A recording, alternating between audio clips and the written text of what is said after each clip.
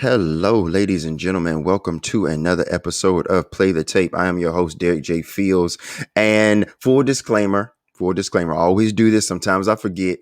I am not, or my guests sometimes or may sometimes be licensed clinical therapists or certified drug alcohol counselors. I do have them from the show from time to time. I do have a guest today that's an expired to be a certified or licensed social worker.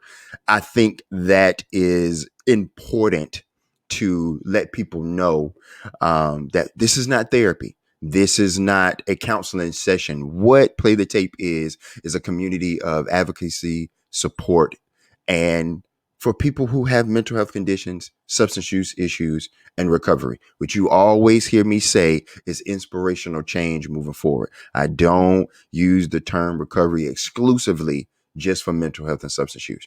You know me, you've heard me say it plenty of times before. I believe recovery is going outside to taking a walk, getting some sun on your face, telling the people in your life, hey, I love you, giving them their flowers while they're here. You know, kissing your wife, kissing your spouse, your husband, hugging your kids. For me, it was taking a hot shower, brushing my teeth.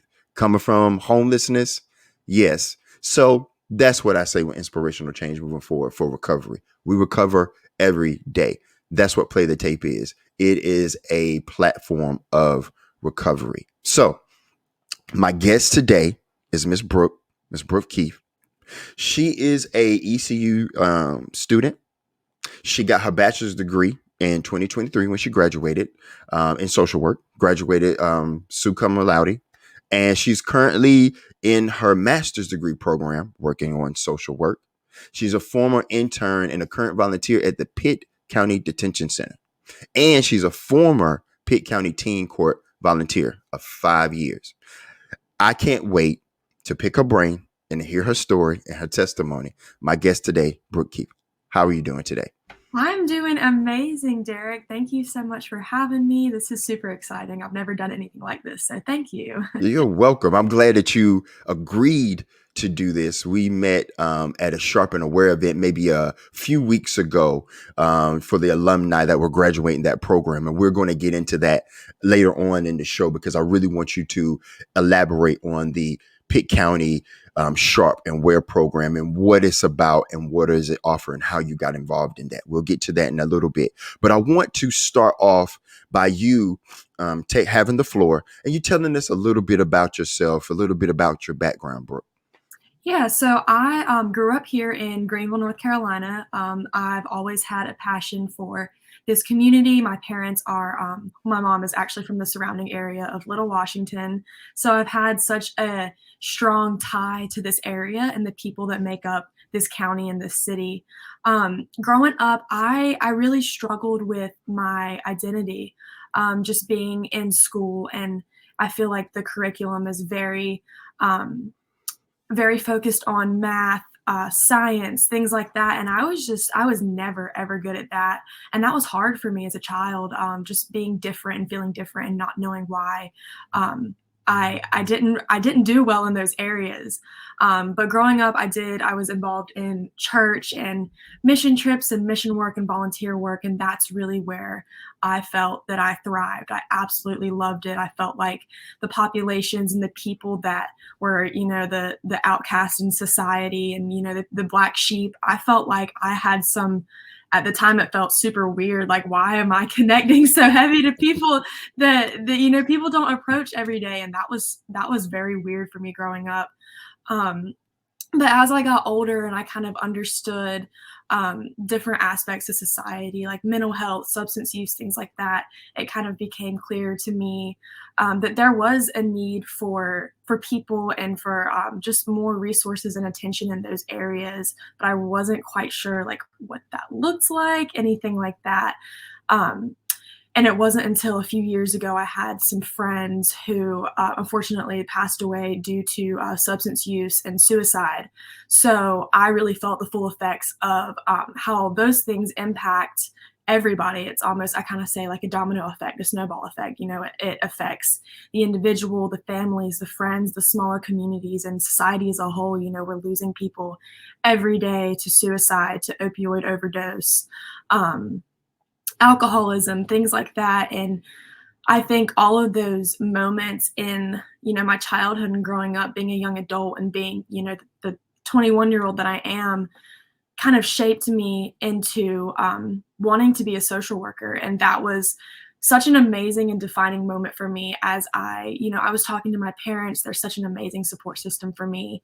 And they were like, Brooke, you just have this unique ability to approach others when a lot of people would kind of dismiss them, and they're the outcasts of society, but you're able to somehow get through to them and to speak to them, and it's really amazing. And I was like, yeah, like I don't get it, like what does that mean for me? And luckily, I just thank God every day for my parents and my family that led me to social work. They were like, you should pursue social work, mental health and therapy and recovery and things like that. That's something you should do. And I tried it, and I went to my first, I think it was, practice with individuals here at ECU, and I just sat in that classroom and I felt like I found my purpose. This is what I love. I never felt anything in school before that I was excited to learn about. I remember sitting in class in high school being like, oh my God, like when will this teacher shut up? I hate math. I hate science. I hate it. Like I just wasn't good at it. And I'm like, Right. what is wrong with me? But I sat in that class and I was like, this is what I love. This is what I want to do. And ever since then, I feel like I have kind of built on my identity, and I felt like I'm a new person. And I love what I do every day with the SHARP program and the WARE program, like what you said, and just the community in Greenville and Pitt County. I love it so much. I really do. I'm glad of your humility and I'm glad of your humanity. Yeah. I feel like, and I say, and I've said this before, ladies and gentlemen, in previous episodes and previous shows, that I believe that the humility and the humanity, if you are someone that, like myself, has been on both sides. I've been on the side of homelessness. I've been on the side of addiction and mental illness. And now I'm learning this side of advocacy and support and peer support and counseling. I'm learning that side. Not saying that that's me per se, but I'm learning so much from people like Brooke and other guests that I've had on the show as they inspire to be clinical counselors, certified drug and alcohol counselors, licensed social workers. That takes humility and humanity to get into that type of field, to be of, it's a service field. It is a service field. It's not a Yeah. field to make a lot of money.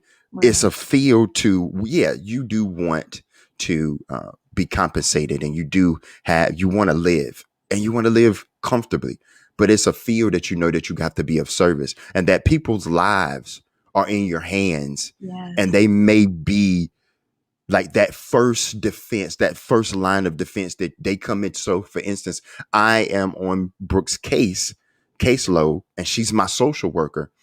She and I believe most counselors and therapists and psychologists and psychiatrists, they have to have this humanity about them, that they want to care. And you seem like you do. Yeah. So you said you didn't know about that. You knew it, but you didn't know it. When did you know that you had that ability of humanity, that blessing of humanity in you? And when did you lean into it so much to accept it? Because I know you talked about the class and that was impactful and inspiring to you. But when did Brooke actually started to lean into, hey, you know what? My parents, this class, okay, God is saying something to me that I need to pay attention to. Yeah, I think it was just small little things that I would see in the community. I would hear, I don't know if you or anyone in the community saw, there was an article that I want to say the New York Times or somebody did about Greenville, North Carolina. It was a huge like news source that they chose Greenville to focus on for the opioid crisis. And I remember seeing it and I was like, oh my God, like I live there, I'm from there, like why are we not doing anything about this? And it was people from J.H. Rose High School. I didn't go there, but a ton of my friends went there. It was like, this is this is important. This is not something that you watch on the news and you're like, oh God, like that sucks, like that's sad, flip the channel, whatever, say a prayer, move on. It's like, no, these are our children, this is our youth, these are parents, these are siblings, these are cousins, these are neighbors that are human beings, right? Like they're not just people you see on TV and you're like, oh man, and then you just move on. Like these are people that I had come in contact with. I knew their last names, and that was that was hard. That was very, very hard for me to realize that this is serious. And I think it's awful that it had to come to the point where it was youth from Greenville. And, like I said earlier, I had experiences with family, friends, and just people in my circle. One of them died in a car crash because of drunk driving and alcoholism and things like that, and someone else died by suicide. And I think that's when I think I was just frustrated, but I knew that my love for people and just getting down to the bottom of things and asking that question of why is this happening, because Mm-hmm. you don't wake up in the morning and decide that you don't want to be here anymore, right? You don't progress to heroin because you're feeling silly and you want to have a good, there's something there that isn't being addressed. And I thought that my unique focus on that and my passion for that meant something. I didn't know what it meant, but I had a couple conversations with one of my best friends from high school. She's really big on mental health too, and my mom works in the pharmaceutical field, and she sold or her like company sold an injectable for opioid use, and all of that kind of came full circle. And it was like, Brooke, you're not the typical student that is super academically gifted, but the ability that I had to really think about it, and it kept me up at night, it really did. But that was kind of the turning point where I was like, there is something going on in my community, in my backyard, with my friend group, and with society in general, that I just feel very, very passionate about, and it's hard for me to not do anything about it. And it was scary. That realization was scary. It was like, oh Mm-hmm. my gosh, like I think I just found, something that I want to do. And that realization didn't come overnight. But as I took these classes and had these conversations with mentors and professionals and things like that, it was like, it almost became more and more important to me, to the point where I knew that I was in the right place. Would And you? it felt Oh, go amazing. ahead. Go ahead. No, it felt amazing to feel, after all those years of wondering, like, I don't have the best GPA. I'm not super like into sports. I don't love, math and science. Like what's going on here? It just felt like Brooke finally found something that she absolutely loves, and that was amazing. I'm glad to hear that. I'm good at math and science. Um, I'm I'm not. jealous. I'm not. No, no. I'm not good at the English and the writing and the grammar. That's my wife. She could do that. So we balance each other well. That's just funny that you say that. Dealing with 21. You're 21. Yep. Dealing with the grief and the loss that you've seen so far when it comes to mental health and substance use disorder. How has your passion and the gift that God has given you to inquire and to be inquisitive about the why is this happening? Because like you said, I just didn't wake up one day and was addicted to crack cocaine. I just Mhm. wasn't. There is that's a symptom Right. of the underlying what's going on, the underlying trauma that's in my life. It led up to that, and the smoking of the crack cocaine, the addiction to porn, and the self gratification that came with that is a symptom of what's lying underneath. And I've learned that in my own recovery, in my own treatment plan. For you, how has the loss and the grief, how has your passion, how has your humility, your humanity, and the understanding of the why kept your mental health stable with all the loss that you've faced so far, under knowing what it's attributed to? That, I would say, is difficult, and it's a learning experience every day. I did not think that I would go to, my internship every day at the detention center and be as passionate as I ended up being about it, and hearing, loss and experiencing loss and understanding the trauma that's rooted in a lot of people's experiences. And like you said, there is a reason why you're addicted to whatever you're addicted to. And I like to use the term self-medication. It's like you're trying to treat whatever you're going through. And that sucks. Like, I don't have any words to say how difficult that was for me to understand and wrap my head around. Um, and there's always going to be, cases and people that keep me up at night, keep, professionals up at night, and just keep human beings up at night when they hear the things that people go through. But I like to say, if I've reached one person, then I've done my job. Obviously, I want to reach and make an impact on the entire recovery community and beyond that. But at the end of the day, that was a very difficult realization to me. And I remember I had a conversation with my supervisor because it was getting to the point where things like this kept me up at night. And I'm like, I don't know what I can do. She was like, Brooke, you can lead the horse to water, but you can't make it drink. Right. People will recover when they're ready. And it's not our job to force someone to make them ready. It's to meet them where they are, wherever that is, whatever that looks like, and be with them and guide them to the point where you don't force them to recover, but you empower them to believe in themselves, that there is a better life for them.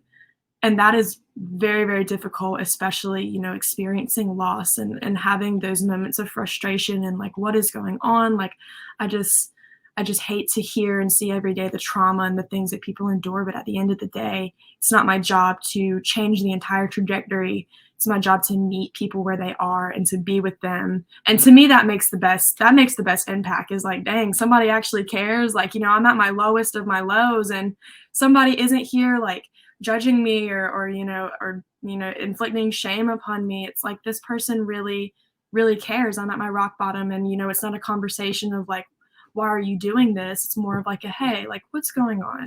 Let's talk about this together. And I think that just makes a huge difference in people's lives. Yeah, that part is the humanity and the humility that I talk about, because I've seen it not happen. Yeah. And I've seen it where you're in there. For myself, I'm in there and I'm dying. I am suffering and I need someone to care. I need Mhm. someone to just hold my hand, let me cry, or give me a hug, or Yeah. hear me because I'm screaming and I feel like I am not being heard or no one can hear me. But when you find people like yourself and others that care, that saves a life. You know what I mean? Yeah, it That does. can save a life, because now, and I said this before, but it's so true, is I trust you, Brooke. I Yeah. trust you. You have earned my trust and my respect to the point where even if you're not my assigned caseworker, I'm gonna call Miss Brooke. That's right. That's right. And I love that. That's, that fulfills me and fuels me. I had people walking up and down the halls of, the detention center and just, in the community, Miss Brooke. I'm like, oh my gosh, hey, so and so, like, how are you? Like, I love that. And that just drives me every day. Because they know that if they bring you something, you hear them. You're Yeah. not just going to write it off or dismiss it. And if you don't know the answer, you're confident enough to be like, hey, Derek, I don't have the answer for you right now, but you best believe I'm going to find it out for you. That's right. Or I'm going to direct you to someone who knows it, and you tell them that Miss Brooks sent you. That to me is empowering, to Yeah. be like, so you're telling me that this person comes in here daily for me to succeed, I gotta give my all. I have to give my all. So that's what, and that, okay. So coming into this line of work, because coming into social work is not easy. Mm-mm. How does Brooke, knowing what you're going to do, because the classroom is in education is very important. I never take nothing away from education. I believe education is very important. You have to educate yourself on what you're trying to do, but don't let that education take away from your personal experience of being a human being. Yeah. How has your education from your bachelor's degree, graduating that, getting that in social work, going into your master's degree, what have you learned so far that you've taken with you from your days of volunteering at PCDC or your days volunteering at Teen Court? How have they linked up, and what is different? Oh man, that was the biggest shock I would say in my experience moving and shifting from a classroom setting to what we call a field setting. So going into places and not sitting at a desk and and highlighting a textbook and taking tests, but applying that. And there are definitely similarities. I feel like the theories that I've learned and the certain behavior patterns and things like that that I've studied are absolutely applicable to what I've experienced. But it was funny because one of my first week volunteering at the detention center in class, we always talk about professionalism and boundaries and making sure that that doesn't, you don't, you can't, unfortunately, you can't, you always have to have your guard up, always. And I, just was like, yeah, like I get it, whatever. But I walked in, Pitt County Detention Center, B5, shout out to the guys in B5. I walk in and I, had this professional demeanor. My body language is very reserved. My shoulders are up high. I'm not really smiling. You can tell I'm a little timid. And everyone walks in and they're like, "What up?" Like, "Oh, like, what's going on? Like, we ain't seen you before, da, da, da, da." And I'm like, I I don't know how to handle it because this is not, you can prepare for things all you want, but at the end of the day, like, we didn't talk about this in school. Like, what am I supposed to do? And like, I remember it was my 21st birthday that weekend, and they asked me what I was doing. And of course, there was, the take a shot for me, Miss Brooke, or like, oh, you gonna turn up, da, da, da, da. And it was like, that casual banter in that environment is not what was taught in a textbook. And I was like, I don't want, you don't want to be too reserved to the point where you're not human, but you always kind of have to have that line of boundary. And that to me was the biggest gap of what the curriculum teaches you and how it is in field. And I struggle with that every day because I feel like just me, like, if I'm acting like we always say, don't walk in like you're a badass social worker, because if you walk in like you're a badass, you look cocky, and that's not human, right? That's not what you're there for. You're not there to flaunt your degree and to flaunt your position. You're there to meet people where they are Hmm. and be there for them because it's not about you at that point. Um, so that was very difficult for me when I walked in, and I just remember a couple of the faces, and they were like, "What up?" Like dapping me up and all this, and I'm like, "This is not what we talked about in school." Um, but just having that, staying true to yourself, really, because that's what it's about. Is people are gonna see through the BS. If you're trying to act like you know everything and all that, you're just gonna fall on your face and look stupid. So for me, it was all about just letting my personality shine through and using my knowledge that I had gained to better the lives of other people instead of making it about me. So definitely a learning curve every single day as I go into new situations because these situations can be unpredictable, for lack of better words. But just staying true to myself was a lesson that I continue to learn every day. I appreciate that. I appreciate Yeah. that. And that was, I believe that was, um, God letting you know that it's okay. And I Yeah. appreciate that. And correct me if I'm wrong. You have a faith about you that you're a believer, and so am I.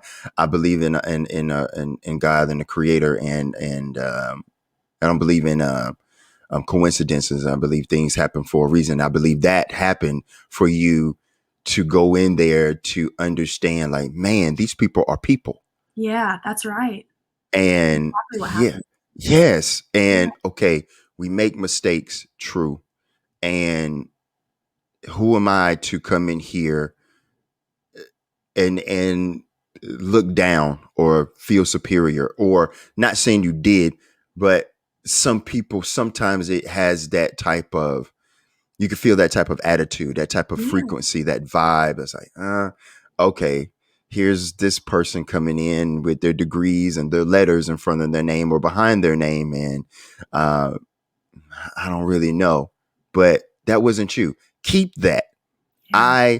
I pray that you keep that, because going into this line of work and in this career path in this field, um, is, I believe you're going to get met with a lot of different challenges. And how important is it to you to keep your mental stability? Because you have to have that That's doing right. this, because Absolutely. you're going to meet a lot of different personalities. maybe the same symptoms, but different personalities that handle those symptoms differently. How can you, because people want to know, how do the counselors and the therapists and the social workers keep their mental stability? Do you have, could you give us something or an example of how you would do that for yourself? Yeah, that we that goes back to the curriculum that is being taught is it's self-care, self-care, self-care. And just like whatever, I get it. That was so hard because we're human. We're going to take home the things that we hear, the sexual abuse, the physical abuse, the self-medication because of the homelessness and all of that.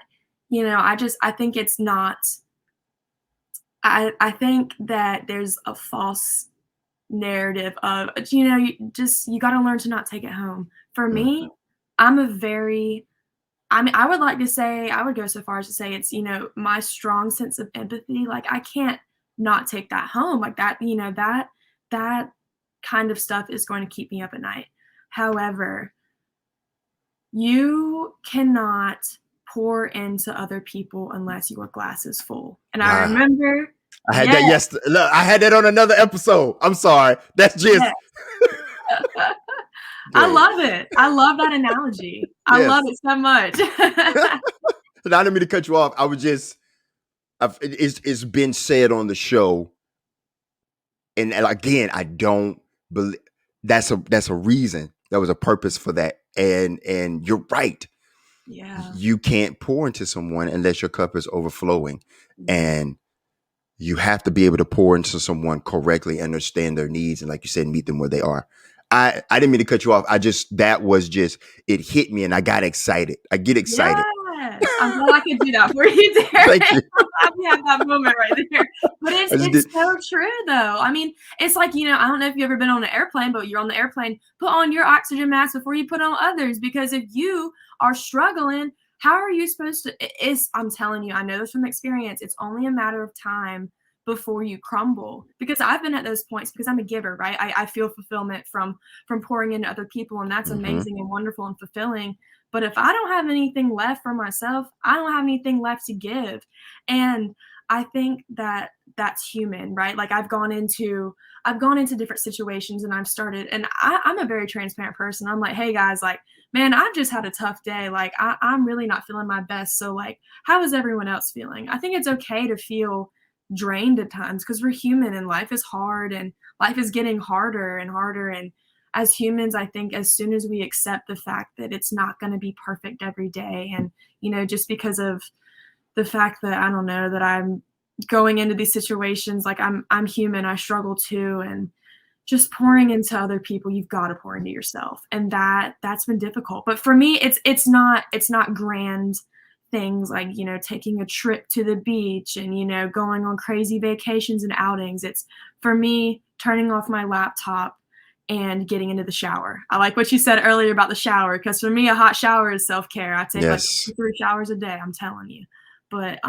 taking a shower, going for a walk, sitting down and sitting in the living room and taking an extra 10 15 minutes to make my roommate and I coffee and just laugh about life and just the craziness that we go through as human beings and reconnecting with my best friend. She doesn't live in Greenville, but we call each other all the time and just being able to enjoy the simple things about life. I think it all goes back to um, we just forget sometimes life is so busy, but you just got to go back to human connection and relationships and just self fulfillment. I think is so important. But it's easier said than done, in this line of work. Things are going to keep you up at night and all that, but just simple things, taking time for yourself and reading a book. I'm a big reader too. So all of Hmm. that just kind of, it slowly but surely just kind of balances out the things that I see and I hear and then the energy that I have to go in every day and pour into other people.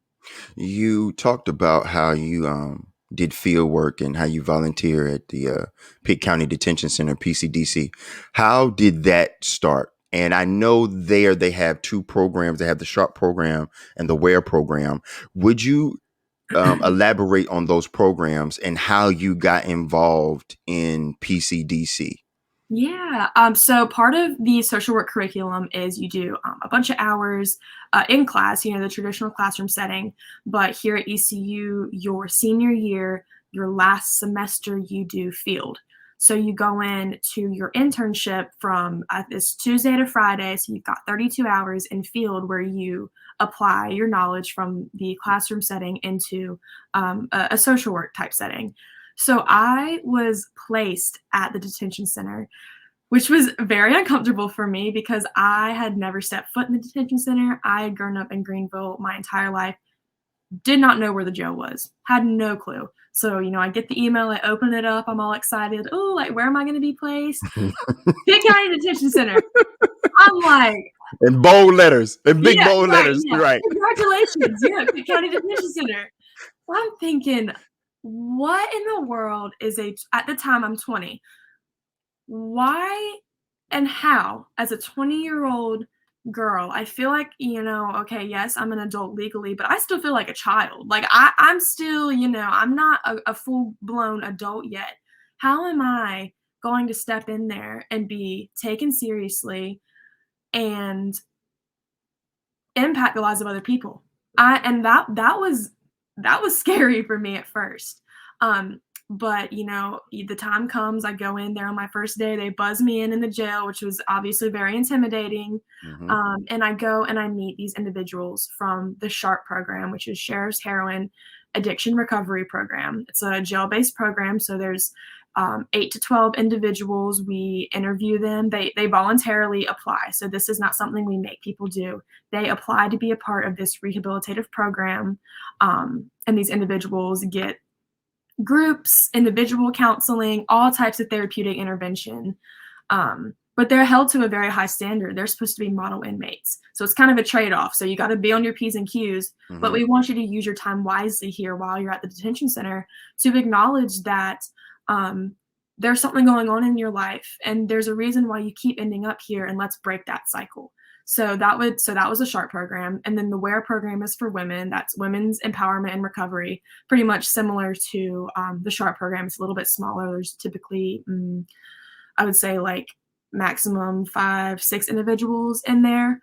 But I ended up meeting these individuals from the SHARP and the WARE program, and that was the moment when I walked in, super scared, don't really know how this is gonna go. I'm barely not even 21 yet, and I buzz in to the SHARP program, and everyone was so welcoming. It was, "Oh, like, what's your name? I'm so and so. I've been here for this long. Like, what are you doing here? Like, what's going on?" And for once, I felt like there wasn't a barrier between me getting to go home at 5 o'clock and then the girls and the guys in the jumpsuits. Hmm. And that was a turning point for me because it is easy for us to go, and I'm guilty of this, I will admit it.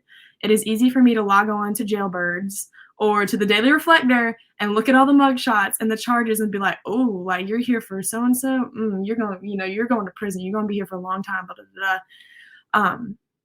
And I had that mindset. I was like, "Oh, like, you committed a crime, like, oh, you did the crime, you served the time."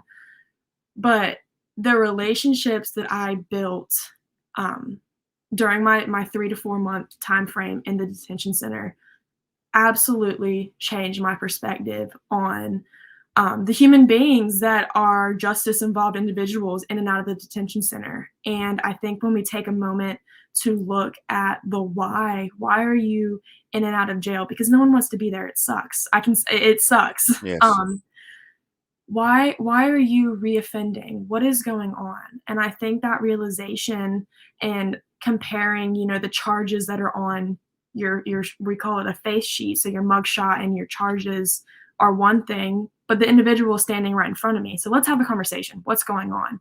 And the relationships and the alliance that I formed with these individuals is probably the most life-changing thing I've ever been a part of. And I'm just so grateful every day that I'm pouring into these individuals, but I'm not sure that I could express how much they are pouring into me, whether they know it Mm. or not. Hmm. I'm Yeah, glad you said that. I'm glad you said that. yeah. No, I just a lot of people forget that part. Is people ask me, why do you come and speak? I want to get back to what you said. about them pouring into you, but it just hit me because people are like, why do you go speak? Why do you go share your story? Why do you go share your experience, strength, and hope? Because not only am I pouring into that community, they're pouring back into me Yeah. because now they see I want to be where you are. And then I'd be like, well, I've been where you are. And I'm only a one bad decision away of being back. We're being in this together. So Yes. why not be in this together in the recovery, in the inspirational change moving forward? Let's do that. Let's build that community and that sister and brotherhood and Yeah. that camaraderie moving forward together so we don't end up back here again. So I'm so grateful and thankful that you said that they poured into you. And I just don't want you to miss that, people. Brooke said that they pour into her. You're like, man, is that even possible? Yes. Yes. If you It go in there with an absolutely open is. mind, people, you can learn anything from anyone. Don't always look at the messenger. Focus on the message that's being taught. Yeah. So you said that they were pouring into you. Yeah, they absolutely were, and, it didn't happen overnight, but I would hear things and people I felt very, very lucky and blessed to be in a position where people trusted me enough to be vulnerable with me, because jail is not a place to be vulnerable. I mean, from what I don't have the firsthand experience, but from what I've been told by the individuals in the detention center, it's very dangerous to disclose Mm, certain aspects of your past, and there's a lot of betrayal and things like that in jail, opening up to people. There's instances where I've heard that people have gotten that used against them, and just certain things like that. So I felt very blessed to be in a position that allowed me to be the person that they felt comfortable enough to open up to. And not only did that help me with, the academic part of it, because that's what field is all about, is learning how to social work, right? What does that mean? And that obviously occurred in the detention center, but also as a human being, understanding that at the end of the day, like, yes, certain people have certain criminal records, whatever, mental health things and substance use problems, but at the end of the day, we all have our stuff going on. And who am I to say, because you have this charge or because you have this disorder or this diagnosis, like, just brush you off? No, that's not what this is about. And I think that stems from my faith. But I also think that's just a part of being human and being an active member of this community and society in general, is to have each other's back and to sit in the detention center. That really came full circle for me because our struggles didn't look the same always, mhm. but in a way, it felt like I could relate to the things they were going through. And it didn't look the same. Our situations are very different, and I felt very blessed to be able to, clock in at 8 in the morning and leave at 5 in the afternoon. But at the end of the day, we felt the same emotions, and that was very powerful for me to look at, all these people that surround me and just have that moment of, we're in this together. Like, this is humanity. This is all of us struggling. And I really believe that if we just took a minute to sit down and listen to each other and listen to our stories and our testimonies, that we would understand that we're really not all that different and we're all in this together. And that is an experience that I don't think I would have gotten if I wasn't placed in the detention center. So I feel very fortunate that I was placed there because, to be honest, if I was looking at a list of internships, I would not have voluntarily picked the jail. That just would not have happened. But I was placed there, and the relationships that I made, I still have people, I have a work phone number and I still get messages every once in a while. Hey, Miss Brooke, just checking in on you. I got a job, or hey, I just got my driver's license back. Things like that are so powerful. I say they're small wins. They seem very small, but at the end of the day, that's life changing. That's Mhm. huge. And That to be a is. part of that is so amazing. And I wouldn't change it for the world. That's what keeps you going. That's your glass half full moments That's right. right there, is the calls that you get to let you know, hey, I'm thinking about you because you made an impact in my life and I wanted to share my successes with you. That's because you right. were a part of building me up to get to this point. I think Mhm. that's fantastic. That just moved my spirit, Yeah. to us that just very much touched my heart and my spirit. And I wanted to you had shared something in that the disclosure, the being able to give them a little bit about yourself to a Mhm. certain extent. How is that? Because I hear different things when it comes to that, when it comes to counselors and it comes to therapy and it comes to social work, is in the setting, you, excuse me, you can't give too much of yourself, but you got to give enough where they can relate or they can see your vulnerability. How did you manage that balance to say, hey, okay, I know what the class says. I know what the educational part says. I know what my studies say, but I got to reach these guys and these Yeah. gals. I got to reach these men and these women, and I got to give them something that they can trust me. So, how did you go and approach it that way to give them a little bit of vulnerability about Brooke? Yeah, that also is something, that goes back to, the boundaries that I struggled with because I am human, I have this professionalism about me that I have to maintain because I'm there to do a job, but at the end of the day, I'm not just there to do my duty and dip. That's not what I'm about, that's not what this field is about. So that was very difficult, and then, on top of that, I'm in a setting that is very, it is very much monitored and you're buzzed in and you're buzzed out, so those boundaries and those walls are just naturally there because that's Hmm. just the nature of the setting. um, but I learned over time, people would just say certain things like, well, I think I'm bipolar and I think da da da da. And so we get into that conversation about medication and treatment and things like that. For example, I would say, hey, like I'm on medication for anxiety. I have I have a lot of anxiety, but I'm on medication and I love it. I think it's worth looking into. And it's like, oh, really? Like, and we talk about, yeah, it took me about 2 months to figure out my medication, but I encourage you to talk to the nurse about it. So things like that that just make me human. It's kind of like an onion. You peel back the layers one Hmm. at a time, and just little things like that. I think knocked down that wall and just made us as a group, more vulnerable and more empowering together to just speak on the things that we're going through, and just to realize, I mean, that setting is very difficult, being in jail and talking about your, mental health and your addiction and things like that. But we all struggle in a way that doesn't look the same. But I really emphasize just being transparent and talking about my mental health, not giving the full backstory of, why I feel the way I feel, whatever, but saying, oh yeah, like I've been diagnosed with generalized anxiety disorder. Like I get it. Like, and this is what worked for me. So let's work together and see what works for you. I think builds a sense of togetherness, of community, that like I'm not here to treat you. I'm here to figure out what we can do together to find a solution. It builds Not- your professional rapport with them. Yeah, absolutely. Okay. Absolutely. Yeah. I Yeah. like that.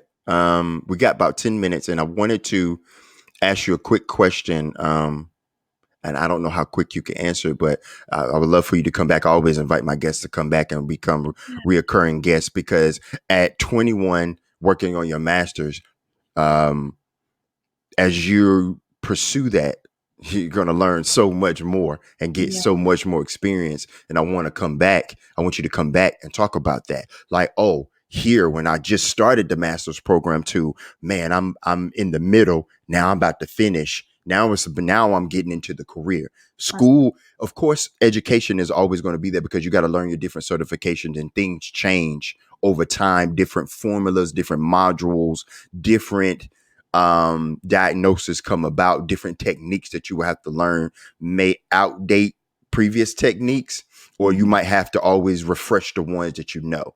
And I want to get that. I want you to come back and talk about that Right. and expand on that. But real quick, what is social work? Explain that to me. What is social work? What does that mean?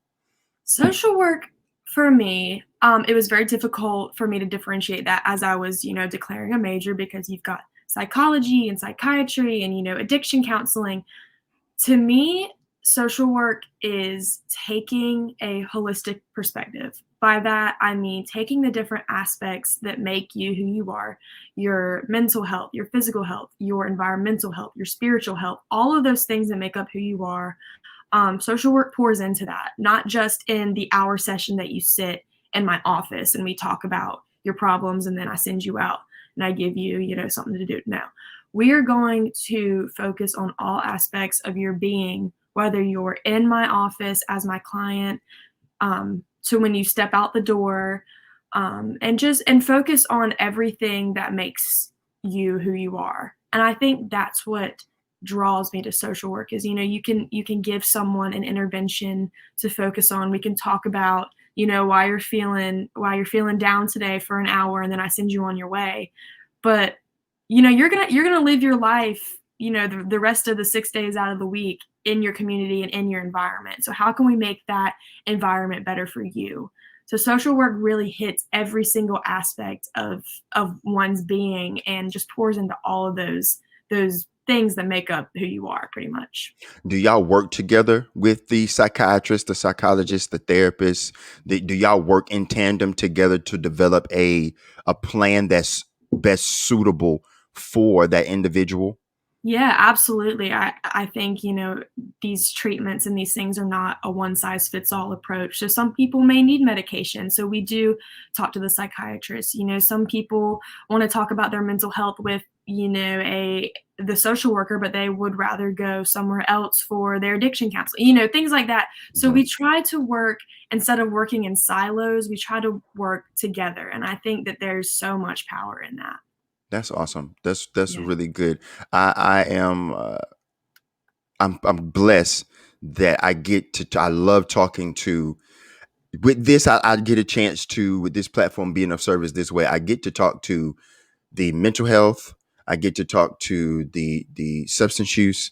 I get to talk to the family members, and then I get to talk to people like yourself that are learning their social work. They're learning their counseling. They're learning their psychology and psychiatry, and they're Mhm. learning their field of being a clinical counselor or drug and alcohol, or they're already been in that field for years. Right. And it just blows my mind because I'm learning so much about the differences and the nuances that this community brings together for the benefit of people like myself. Yeah. Um, I'm very thankful for that and thankful to you for being here. Um, Real quick, give me a few things that you're grateful for. I always do that because I say when I go speak, I tell, and the reason I do that, and I say this all the time, so the people are like, yeah, we know Derek why, but I love telling it because it brings me joy. I do that because I like focusing on the things that I have and not Yeah. the things that I don't have. Because when trials and tribulations come that we must endure, when life, my friend, my one of my best friends, she was like, "Life is lifing." I love that. Yeah. Yeah, I told her she better coin that. When life is lifing and gets heavy, we as people can tend to focus on the negative Mhm. or the grief, the loss, the depression, the anxiety, the things that we don't have. But I like to ask people, what are you grateful for? Because when those things do come and when life happens on life's terms, before you are able to relapse mentally, physically, emotionally, spiritually, grab on to those things that you mentioned you were grateful for, because they can be that first line of defense to get you to that phone call like, hey, Miss Brooke, I'm going through it today. um, can I just talk to you before I go um, do something that I'm going to regret? Right. So that's why I always ask people, what are they grateful for? Because it's just something that you can hold on to. It's a lifeline that, man, I'm grateful for that. And I don't want to mess that up by Yeah. doing something that could jeopardize that. So give me a few things that you're grateful for. I love that. First and foremost, I'm thankful for God. I really am.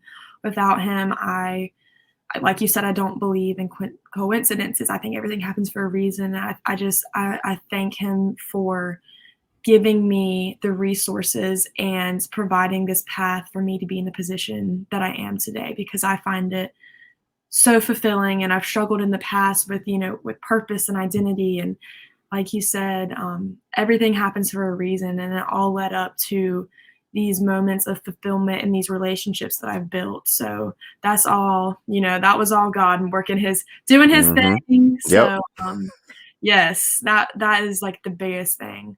Um, my support system. I'm so fortunate to have parents who just pour into me and love me and just make things so much easier, because not everyone has people that pick up the phone when they're struggling. And for me, I have two parents, an amazing sister, and some really amazing friends that have my back. So shout out to them. I know they're probably going to listen when this drops. So shout out to them. Absolutely. And I hate to sound cheesy, but really just the recovery community, whatever that looks like, whether you're trying to recover, whatever that looks like, the professionals that give their all every day, just even like my clients, I'm so thankful for y'all, just because for me, it's done me so good to see people working together. And I've seen the benefits and really just all that work and things pay off, because people's lives are transforming every day. And I'm so thankful to be a part of that, because it drives me and fuels my faith and fuels just the human part of me to be able to give back to people. So to everyone that actually took me seriously when I was a 20-year-old intern walking into the detention center, thank you. Thank you so much. Thank you to my supervisor for letting me come back in as a volunteer, to the guys in B5 who listen to me every day, y'all who are in the community that I've worked with, either directly or indirectly. I hear you, I see you, and I'm just very blessed to be a part of that. That's awesome. I appreciate you, and I'm grateful that you came up here and was my guest Yeah. for today. You are the last guest for season 2, and I appreciate that because I was like, man, I saw you at the alumni event for Sharp and Wear, and we had talked on the phone, and I was like, Yeah. I really want you to come up here, because for you to put that together, for you to inspire that and to be a part of that, to give them their flowers, to give them their certificates of graduation and completing the program. I wanted to get you up here so you Oh, could share that. I wanted to get you up here so people can see the process and the purpose that you have and why you do this. yeah. That's important. I feel like that's very important, because someone could look at this in a pit, because I've been in that pit, and be like, oh wow, there are people out here that care. There are people out here that are humble and have humanity, and I got to find that person, and you will. God Yeah. will bring that person to you. They will bring a Miss Brooke, a person like Miss Brooke to you that Yeah. cares, and this is how she got here. This is how they got here. So just keep that in mind, ladies and gentlemen. If you are suffering from mental health or substance use, or you know someone who is, there is hope always, and that's what Ms. Brooke provided today. Is she had hope in God and her purpose to be here, and Yeah. I love that, and I'm blown away. That is a blessing, and we thank God for that. Listen, I want to say thank you, Brooke. I love you from the bottom of my heart for doing this. I love you just regardless as my sister, Yeah. um, in God and in recovery, in this journey of recovery. And I definitely would love for you to come back in the Absolutely. future. So Derek, thank you so much. I just commend everything that you do and that you stand for. We couldn't do this without people like you who have been on both sides. So seriously, from me and the profession, thank you so much. Really. absolutely, absolutely, it's my pleasure. I love being of service. Yeah. Wherever this is going to go, I'm excited for the journey. Not even worried Yeah. about the destination. So And we're doing it together. So that's yes, the we best are. part. Yes, we are. Community all day. But listen, Brooke, until next time, I will talk to you soon. You take care, okay? Absolutely. All right. Thank you so Peace. much, Derek. Bye. That's what we do here at Play the Tape, ladies and gentlemen. Thank you for another great season. I don't know what's next. I mean, season 3, of course, but I'm figuring it out. I'm figuring it out. I'm just not trying to do too much to distract from the message of recovery, whatever that may look like for you, because I know it's different for everyone. But with peace comes understanding. With understanding comes love. With love comes faith. And with faith comes hope. If no one today has told you that they love you, I love you. We love you. There are people that will jump in that pit with you because they know the way out. It may seem absurd, but we will do it because we love you. We want to be of service to you. And like my guest said today, like Brooke said today, we pour into you, you pour into us. That's what community is about. That's what love is about. That's what recovery is about. So until season 3, it's going listen, there are going to be recurring guests coming. There are going to be some changes coming. That's going to be more, hopefully more interactive. I'm working on it. But just give me some time. Until next time, I love you and I'll see you soon. Peace.